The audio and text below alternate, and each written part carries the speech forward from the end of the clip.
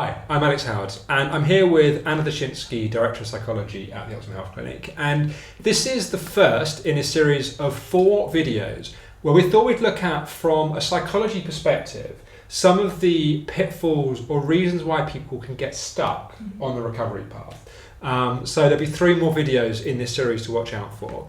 But in this first video, we were going to talk about the maladaptive stress response. Yeah. So why is that kind of important in the context of how it can cause people to get stuck on their process? Yeah, sure. I mean, we talk about it in other videos that you can look at in more detail if you want. But the maladaptive stress response is that sense of, rather than us being designed for that acute kind of short burst stress, that for many people the process of getting sick is one where they've had ongoing multiple stresses, so it becomes almost a state of chronic stress. The maladaptive state of it is really where we're talking about the idea that rather than the body going into a kind of stress state and then coming back out into a nice healing state, that it kind of learns to get stuck there. So that's one of the sort of frames that we have around how people get to the point of being as sick as they get. One of the things that is interesting is that because the experience of having something like chronic fatigue, fibromyalgia, ME is so stressful in itself, and there are all these weird symptoms, and you're not able to live your life as you were and do all the things that you're used to doing, that in itself becomes extraordinarily stressful. What we see very often is that people become very reactive, quite reasonably so, to their own symptoms. They get almost scared of their own symptoms, avoidant of things that might make them worse, fearful of the future, or if they're going to be able to recover, or what's going to happen and why it's happening and what's going on. And these kind of thought processes, again, quite reasonably, start to sort of go round in your head all the time. The irony of this is that, of course, it's a very natural reaction to what's happening. But if we talk about stress, on top of quite a boatload of stress already, it adds a whole other layer.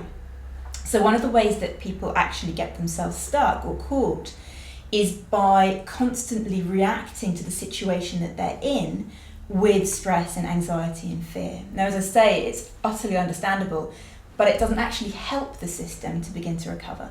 The body really needs to be in a calm and a healing state in order to function and begin to heal.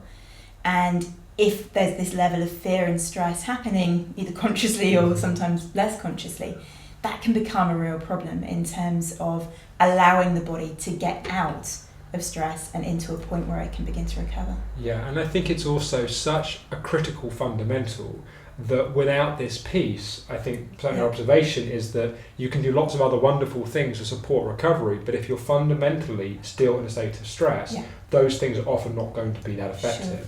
And I think it's often interesting kind of working with patients that have kind of, maybe they understand, they kind of somewhere previously, they understand this concept, I've looked at that, and they want to look at all the other kind of more interesting, kind of more juicy kind of parts of working on stuff. But if this fundamental piece is not in place, that other stuff is a little bit like rearranging the deck chairs on the Titanic. It's like the whole system is not going to lift up and move forwards unless it's fundamentally in a healing state. Absolutely, and for other people it can be difficult to really understand what a healing state is, either because for a long time they've been kind of driving themselves and pushing, and that's just how they're used to being in this kind of hyper place, or because actually it feels very difficult to think of an alternative way of being when that is the reality of the situation that they're in. So a lot of the work that we do with people is to look at what a healing state really means and how to get there, what that realistically means moment to moment, day to day, in terms of how you are in your body and your thinking processes. And that, I think, for a lot of people is something they understand kind of in principle as something that needs to happen, but actually the doing of it can be pretty, pretty challenging to do on your own. And that's, I think, very often where we come in, we can help. No, absolutely. And so I think if someone's watching this video and they're thinking, I'm kind of stuck in a glass ceiling or things are not moving forward, from a psychology perspective, this is, I think, the first thing to look at. Definitely. Are you fundamentally, ongoingly in a healing state? Yeah. Because if not, that's the first piece to address. Absolutely. And so in the next 3 videos, we will look a bit more at some of the other different pitfalls. So we'll look forward to talking with you, hopefully in one of those videos very soon.